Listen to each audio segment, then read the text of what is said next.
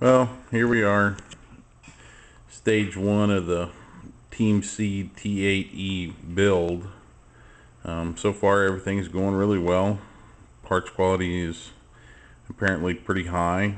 A lot of neat features in the car. Everything's going well. Screws are of decent quality. They're not stripping. We are using a little Ryobi power driver, so that says a lot to the quality of the screws.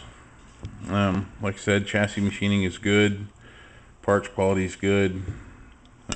Just started building the diffs. Here's the front diff so far. As you can see, it comes with lightened out drives, spiral cut gears. Anyhow, quality is pretty good so far. No issues at this point.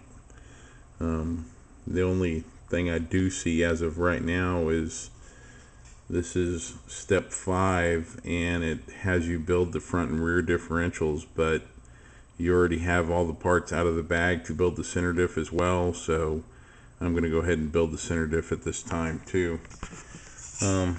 Bearings look pretty good. I mean, look to be high quality, rubber sealed. Nothing looks really bad at all. I mean, everything's going really well so far. Parts are fitting well. Machining looks excellent, and we'll see how it goes. We'll give you another video here shortly.